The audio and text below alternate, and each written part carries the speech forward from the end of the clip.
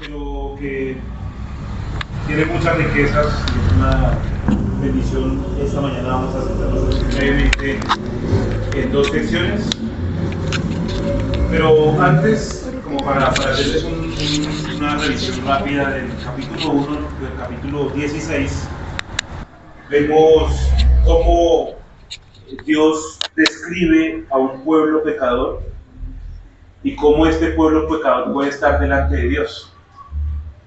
Y en esta parte del libro vemos que Dios es santo, entonces el sacrificio es la forma en cómo el pueblo de Dios puede ser parte y puede estar en su presencia. Y esto es lo que se ve, como les digo, en los primeros capítulos, del versículo 1 al capítulo 16. Y vemos diferentes formas de sacrificios. Vemos cómo el Señor muestra los sacrificios para expiación, sacrificios para holocausto, sacrificios para purificación, para acción de gracias. Son un montón de sacrificios. Y del capítulo 17 al 27 vemos algo así como, digamos, alguna manera de resumirlo, cómo es que debe vivir el pueblo que ha sido redimido a la luz del amor de Dios. Después de esa serie de sacrificios, vemos cómo Dios muestra cómo este pueblo redimido y cómo se ha mostrado a través del tiempo, a través de los sacrificios, cómo es que debe vivir conforme a estos sacrificios dados y descritos por Dios. Entonces Dios permite que el pueblo esté delante de su presencia porque, aunque Él es santo, lo ha provisto de los sacrificios para tener una buena relación con Él, la relación que Él dicta que debe tener. Y la otra parte del capítulo 17 al capítulo 27 señala cómo este pueblo debe vivir a la luz de esas verdades en que Dios es tan bueno que les provee de sacrificios y les muestra cómo pueden estar delante de Él, ¿no? Entonces vemos cómo Levítico es más o menos un texto, un libro que nos describe la miseria del pueblo de Dios, de este pueblo, lleno de sacrificios, frente a un Dios santo que provee sacrificios para que tengan una buena relación. Eso es básicamente, como en resumidas cuentas, el libro de Levíticos. Y vamos a estar señalando este capítulo 17 particularmente, y lo vamos a dividir en dos secciones. Entonces, Levítico 17, por favor, vamos allí. Y vamos a dividir este capítulo en dos secciones. Uno es la prohibición de sacrificios fuera del tabernáculo y la otra es no comerás carne. Del versículo 1 al versículo 9, la prohibición de sacrificios fuera del tabernáculo y no comerás sangre, del versículo 10 al 16. Es un lenguaje en Levítico complejo, difícil de entender, pero muy sencillo. Y les quería traer este texto rápidamente para entender la importancia de la cena, precisamente porque si celebramos la cena es precisamente por el sacrificio más grande que se ha dado sobre la tierra. Y alguien que quisiera comer de un cordero, hacer un sacrificio para él, porque lo quiere compartir con su familia, este texto particularmente dice que hay una forma de comer y de llevar esa carne y de hacerlo a la manera de Dios. Entonces, por favor, vayamos al texto que dice Levítico 17, capítulo 17, versículo 8 al 10. Dice: le dirás también, cualquier varón de la casa de Israel o de los extranjeros que moran entre vosotros, que ofreciere holocausto o sacrificio y no lo trajere a la puerta del tabernáculo de reunión para hacerlo a Jehová, el tal varón será igualmente cortado de su pueblo. Si cualquier varón de la casa de Israel y de los extranjeros que moran entre ellos comiere alguna sangre, yo pondré mi rostro contra la persona que comiere sangre y la cortaré de entre su pueblo. Definitivamente uno ve cómo aquí Dios nos muestra a través de la santidad para comer alimentos que Él hace parte de todo el andamiaje y de todo lo que gobierna a su pueblo. Le está diciendo prácticamente Dios a su pueblo cómo es la manera específica hasta de comer. Y es interesante que dice que no lo hiciera fuera del tabernáculo. Y eso precisamente es para que el pueblo no eludiera los medios elegidos por Dios para que hiciera los cultos a la manera de Él y no lejos de lo que Él dictaminaba. Y es una tremenda advertencia, porque esta advertencia de Dios indica que hay un solo medio para adorarlo, y es a la manera de Él, y no a la manera del pueblo. Eso es básicamente lo que estaba señalando. Y lo hacían a través del tabernáculo. ¿Qué es el tabernáculo? Eso para nosotros en nuestros oídos en esta época es como el tabernáculo, pero yo nunca he escuchado eso, ni siquiera, sino solamente en la Biblia. Es claro que aquí es una prefiguración de nuestro Señor Jesucristo.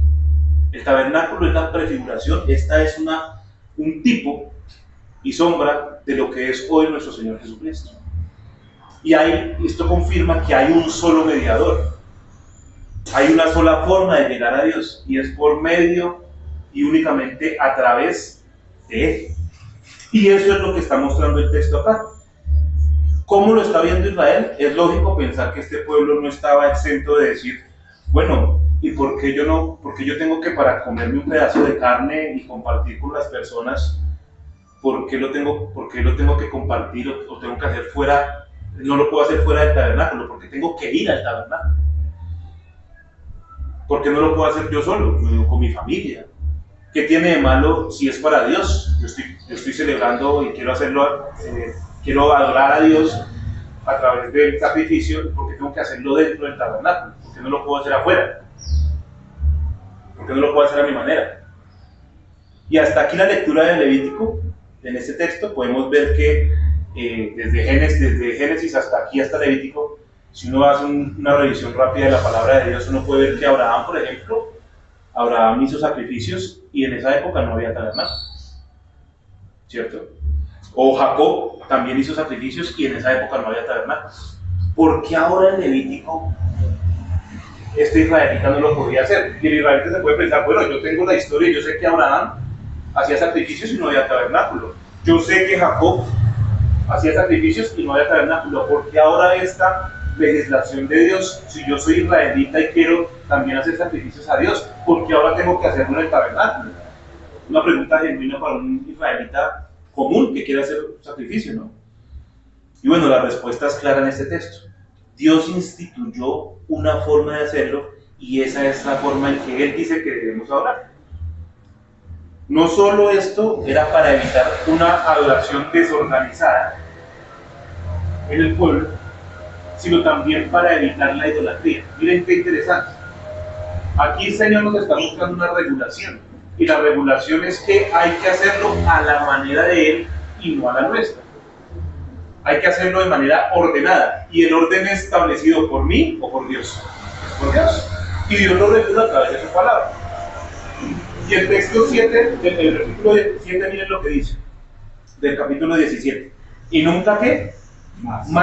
Nunca más sacrificarán sus sacrificios a los demonios, tras los cuales han fornicado. Tendrán esto por estatuto perpetuo por sus edades. O sea, lo que Dios estaba señalando aquí es que si ustedes adoran fuera del tabernáculo, lo están haciendo para los demonios, no para mí. La idolatría es un culto al diablo. Y esto ya lo había dicho y había un ejemplo clarísimo que con buenas intenciones, ustedes recuerdan quién celebró con buenas intenciones y exaltó un becerro de oro. ¿Se acuerdan del becerro de oro? Si alguien hizo alguna revisión de la Biblia en Éxodo 32, uno puede confirmar eso. Con buenas intenciones, yo quiero adorar a Dios, y levantó un becerro de oro. Estaba haciendo idolatría, lo estaba haciendo a su manera. Entonces Dios acá está legislando que no debía ser a la manera de ellos, del pueblo, sino a mi manera. Bueno, y esto para nosotros, vuelvo y repito, en pleno siglo XXI, ¿qué nos corresponde eso a nosotros? Bueno, es Dios de manera práctica a nosotros mostrándonos que debemos evitar a toda costa la adoración idólatra. ¿Y cómo lo hacemos? Bueno, toda la Biblia nos muestra cómo debemos adorar a Dios y si lo hacemos a la manera de Dios, es la forma correcta de adorar. Por ejemplo, la primera carta de Timoteo, Pablo escribe con ruego y le encarga a su hijo en la fe, que es Timoteo, que organizara la adoración apropiadamente. Primera Timoteo 1:1, por ejemplo, dice: Pablo, apóstol de Jesucristo, por mandato de Dios nuestro Salvador. ¿Y qué quiere decir? Que es apóstol, es decir, él no se había impuesto ese nombre de apóstol. Pablo, dice Pablo, apóstol de Jesucristo. ¿Quién lo mandó y quién dijo que era apóstol? Jesucristo, no él. Y mis hermanos, ¿cuántas personas no intentan adorar a Dios fuera del orden de la iglesia? Esto de verdad que pululan en el ambiente la gente que quiere adorar a Dios a su manera y de manera legítima, ¿no? Digamos, de manera bien intencionada, digamos, no nos metamos en el corazón de las personas porque de pronto hay una buena intención de adorar a Dios y yo lo quiero hacer a mi manera. Miren, yo me levanté pensando en esto, vamos a hacerlo de esta manera. Pero Dios por eso reguló todo a través de las Escrituras. Y por eso es que estamos acá. Porque queremos hacerlo a la manera de Dios. Porque si no, entonces el texto nos dice que no es adoración para Él, sino ¿para quién? Para los demonios. Dice el texto, rudo, fuerte, pero es claro. ¿Cuántos pastores no se denominan a sí mismos pastores? ¿Cuántos hoy se están llamando apóstoles, por ejemplo? Hombres que en sí mismos se piensan aceptables delante de Dios, se autoproclaman pastores o apóstoles. Y no con una iglesia que los llama y que los nombra y que hay un proceso eclesial para levantarlos como pastores. Es un llamado divino de Dios, pero el llamado divino de Dios está correspondiente a toda una iglesia que confirma que ese varón sí es elegido por Dios. Esa es la manera de Dios. Esa es la manera que nos muestran las Escrituras, la manera correcta, por ejemplo, para que un hombre pueda ser pastor de una iglesia, de una congregación. Mis hermanos, la adoración a Dios, el servicio a Dios, es algo que estableció Dios y lo estableció en las Escrituras y por ende en la iglesia local. Por eso la importancia de estar acá congregándonos, porque queremos hacerlo a la manera de Él. Dice Dios en su palabra: no dejen de congregarnos como algunos tienen por costumbre. No es por nada más que estamos acá, sino porque Dios lo determinó. No es porque me levanté yo y venga, no tengo nada que hacer, yo quiero hoy adorar a Dios, vamos a la iglesia. No, es que está instituido, que Dios lo estableció así. Por ende, yo voy a adorarlo, porque es Él el que lo estableció. Y en nuestro texto de Levíticos, Dios, al establecer el culto únicamente en el tabernáculo, cualquiera que viera a alguien entonces haciendo algo fuera del tabernáculo, haciendo sacrificios fuera del tabernáculo, si entendían el texto de Levíticos y lo estaban siguiendo, ¿qué podían pensar de esa persona? Es decir, vuelvo y repito, hay alguien haciendo un sacrificio y va caminando y se da cuenta que esa persona está haciendo un sacrificio fuera del tabernáculo. Si esta persona que va caminando y ve que está haciendo esta persona ese sacrificio fuera del tabernáculo, ¿qué podría pensar según el texto? ¿Que está adorando a quién? ¿A Dios o al diablo? Al diablo. Y de inmediato iría a juzgarlo por los sacerdotes, porque el texto dice que debía ser apartado. Y eso era establecido por Dios. Dice el texto que debía ser apartado. Entonces aún no confirma aquí que Dios conoce a su pueblo y sabe que siempre será tentado a adorar a otros dioses. Y por eso es que el texto lo dice. Por eso es que hay una regulación del versículo del capítulo 17. Y es triste, de verdad, ver que hay iglesias que no siempre cuidan a sus miembros como deberían. Preguntémonos si tenemos, como es debido a la iglesia, nuestras prioridades. ¿Será que somos conscientes de la importancia que es la iglesia con el propósito de adorar a Dios? Nos levantamos cada domingo pensando, vamos a llegar tarde, no por lo que dicen los hermanos, sino porque ¿qué dice Dios? Nos levantamos pensando, vamos a alabar al Señor, pero ¿para qué voy allá si lo puedo hacer en mi casa? O más bien, gracias Señor porque voy a ir a la iglesia a compartirlo con tu pueblo como tú lo instituiste en tu palabra. Qué diferente, ¿no? Qué diferente. Y no es de extrañar entonces de quienes han sido apeleados, atormentados o que vienen de iglesias donde les han hecho mucho daño, maltratados. Buenos días. Buenos días, diga por favor. Iglesias donde la religión es una religión organizada, en el sentido de que no se establecen bien las cosas de acuerdo a la adoración divina que viene en la palabra de Dios, y prefieran entonces tener relaciones personales con Dios. Yo prefiero tener mi propia relación con Dios y lo hago en mi casa, porque ¿para qué ir a esa iglesia si mire, allá me han maltratado, aquí me han dicho cosas, allá me han insultado, me han pedido plata? Como es así, entonces yo prefiero tener una relación aparte en mi casa, tranquilo. Yo tengo mi relación personal con Dios, es una frase célebre, ¿no? Pero, ¿qué dice Dios? A ese Dios que tú dices tener una relación personal en la palabra. Dice que tienes que congregarte, es que tienes que ir a un lugar a compartir con aquellos que son su pueblo. Por otro lado, en nuestra vida egocéntrica, la gente simplemente no quiere la responsabilidad que conlleva ir a la iglesia. Porque la responsabilidad que señala nuestro texto es que hay que cumplir, y el que no cumpla eso debe ser apartado. Y la pregunta es, ¿quién realmente aquí cuando no viene dice, oiga, ¿dónde está el hermano? ¿Por qué no vino? ¿Qué le habrá pasado? ¿Quién acá ora conscientemente por la necesidad del hermano y decir, oro a mi Señor para que mi hermano tenga esa necesidad que yo tengo de venir a compartir con la iglesia? Son cosas que nos tienen que quedar en nuestro corazón según el texto, porque dice el texto que si no estaban en el tabernáculo haciendo sacrificios, tenían que ser apartados, separados. ¿Y qué quiere decir eso según el texto? Pues que el Señor evidentemente está mostrando que son idólatras, que no hacen parte del pueblo de Dios. Entonces nuestra oración como iglesia,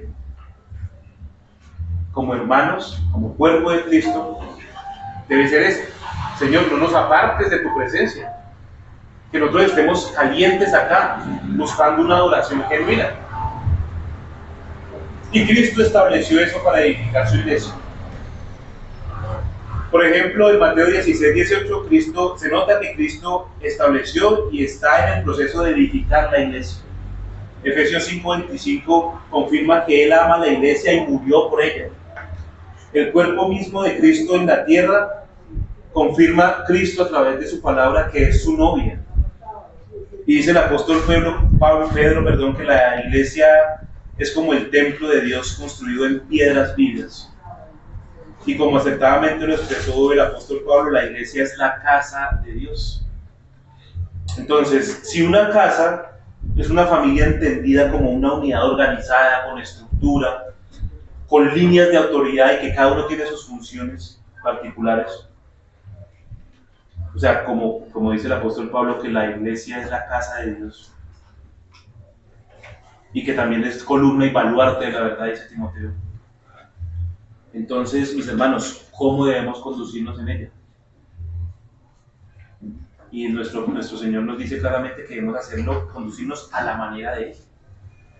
Y ese es el mensaje sencillo que nos muestra Levítico en su lenguaje tan complejo, para entender que realmente Él nos dio una iglesia para entender que tenemos una comunidad que está reunida y existe claramente entre cada miembro para buscar adoración a Dios y hacerlo a la manera de Él, no a la nuestra. Entonces cada vez que vengamos, cada domingo pensemos en eso, en la invitación que Dios nos da de que vamos a celebrar y vamos a adorar el nombre de Dios a la manera de Dios, no a nuestra manera. La frase, yo tengo mi propia relación con Dios, evalúala y pregúntese si realmente Dios le muestra que usted solamente puede tener una relación con Dios directa y ya. Porque si es así, entonces ese Dios al que usted dice adorar no es el Dios de la Biblia. ¿Qué tanto estamos comprometidos con la iglesia? ¿O estamos más comprometidos con nosotros mismos y nuestros estudios, nuestros anhelos de Dios. Y Cristo, estamos celebrando este momento de la cena, porque Cristo dio su sacrificio máximo. Ya no tenemos nosotros que ir a sacrificar algo para tener una relación con Dios, porque tenemos una relación personal con Dios, en efecto, claro que sí. Pero esa relación personal con Dios está estipulada por los mandatos divinos, porque Él es el único camino, la única verdad y la vida. Porque nadie va al Padre si no es por quién, si no es por Él. ¿Sí ven el orden? No es el orden propio, es el orden de Dios.